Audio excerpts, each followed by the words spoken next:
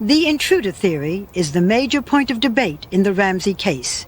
One of the mysteries cited in newspaper stories was a lack of footprints outside the house. There was snow, but no footprints in the snow. Therefore, no intruder. I got nightmares in my head, I fear. Thoughts build up until I can't feel. My mind fills up into a creature, and it haunts me somewhere much deeper. I got nightmares in my head, I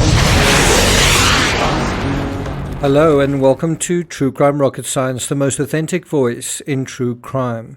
John Ramsey was recently interviewed on what would have been JonBenet's birthday, her 33rd birthday. He told the US Sun that JonBenet would still be alive to celebrate her recent 33rd birthday if he'd never allowed her to compete in the pageants.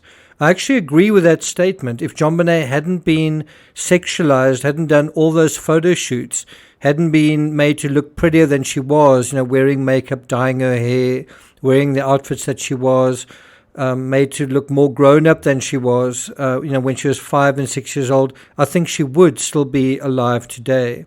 Interestingly, John also refers to JonBenet's level of maturity in the interview. To quote from the interview, he often contemplates whether he could have prevented her death if he had spoken up about his gripes in terms of pageants. And then he said, quote, I have 5 children and she was always a little different in terms of her level of maturity for her age. And she was very smart. And these are John's words. He's 79 years old speaking to the US Sun. All my kids are smart, but she was smart.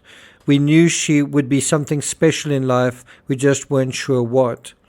Of course, John is talking about her impact on an adult pedophile abductor in terms of these pageants. Is that what the grand jury indictments refer to? Now, someone else who expressed regrets, although some years ago, was former police chief Mark Beckner. He said that he wished Boulder cops did a better job at the crime scene. He said, I wish we would have done a better job of securing and controlling the crime scene on day one. Well, one thing they could have done was just not allow any visitors to the house, right? None of the friends, not the Reverend Haverstock, not allow any of those into the home, and also not allow Burke Ramsey out of the house. He also went on to say, letting them go was a big mistake as soon as they lawyered up and did not get to formally interview them again until May of 1997, 5 months after their daughter was murdered. But I do want to address something that likely hasn't been addressed, or if it has, not in very much detail. It's around 2 simple questions and whether the answers are linked. Question 1, why did the Ramseys invite their friends over to a crime scene and yet they had their son leave for safety reasons?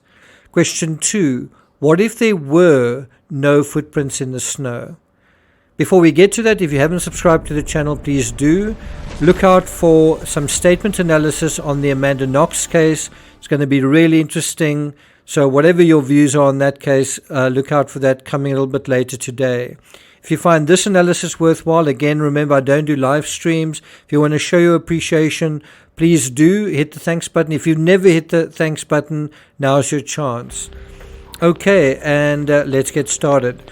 Now, often when we think of the Ramsey case, we think of the crime scene being inside the home and more pertinently inside the basement. But I believe that's a mistake to limit the crime scene in this way. Now, in the same way, I'll be talking about that a little bit later, in the Amanda Knox case, the crime scene doesn't sort of begin and end inside Meredith Kurtz's room. Amanda Knox has said repeatedly that there was no evidence of herself in Meredith's room. And 2, there's no trace of me in that room. So how would I have committed it? But in the same way that the crime scene extends beyond that room and Meredith's blood was found outside her room, the same applies in the Ramsey case. And in the same way that you say, how did Meredith's blood get to the bathroom? We must also ask, how did JonBenet get to where she was eventually found? And so we need to think of the crime scene beyond the basement and in an area where folks almost never think about it, outside. There are at least two blindingly obvious scenarios here. A, an intruder broke into the home from the outside. B, there was no intruder and someone inside the house committed the crime. Ironically, we're dealing with exactly the same scenario in the Amanda Knox case. Now, I want you to imagine this from the Ramseys' perspective. What if there was snow, and what if there were no footprints around the house? And what if you want to summon the police, but you're afraid the police might see the snow, and see that there were no footprints in the snow, and immediately make damaging and dangerous assumptions? Because another assumption would be, if there were no footprints, then none of the Ramseys had gone outside either to look for JonBenet. And now we go to Lawrence Schiller's book, Perfect Murder, Perfect Town, where he says on page 236, John Fernie, this is one of the Ramsey friends, knew that his own footprints were there in the snow that morning. He had driven up the back alley to the Ramseys' house just after 6 a.m. By the way, I've actually driven up that back alley quite a few times as well. And he drove that way in response to Patsy's frantic call that terrible morning. He remembered walking along the brick sidewalk to the patio door. I've also walked sort of up to the garage door from that corridor. And then he looked through the glass panel and he was reading a line or two of the ransom note, which was lying on the floor just inside the door. Now, let's be clear. John Fernie is referring to the bricked walkway on the south side, that's the Stanton side of the Ramsey residence. What's interesting is Fernie helpfully indicates that he can actually see the ransom note through the window. And what's more, it's close enough to read a few lines. Now let's go again to Perfect Murder, Perfect Town, page 236. Then Fernie ran through the snow-covered grass around the south side of the house to the front door. If the cops had been looking, they would have found his footprints. A year and a half later, after JonBenet's death, Fernie told a reporter that the police still had not checked the shoes that he wore that day, though a shoe imprint had been discovered next to JonBenet's body.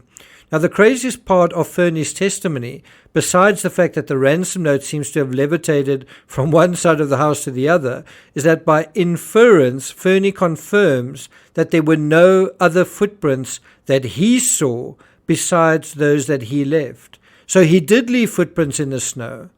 Obviously, the police did not need to check his shoes if they arrived on the scene before he did and saw no shoe prints whatsoever. And we know French and Reichenbach both arrived right around 6 o'clock in the morning. I've said this many times. No one would say we didn't see any footprints in the snow if there was no snow to begin with. No one would think to mention that. It's like saying, I didn't see any footprints in the mud, but there was no rain and there was no mud. No one would think that way. So to reiterate, besides these curious slights aimed at the police, Fernie also claims not merely that he left his own footprints in the snow, but that there was snow to leave them in. All of this is speculation, of course, but let's accept, for the sake of argument, that it might be true. Why would you invite your friends to the crime scene? Well, some have speculated that this was to contaminate the inside of the home, but what if it was to contaminate the outside? To do what Fernie did, for example, to leave footprints in the snow, to make it confusing to tell whether someone had come and left from the outside. Have you ever thought about that? And does that make sense? Thank you for listening, and I'll see you guys next time.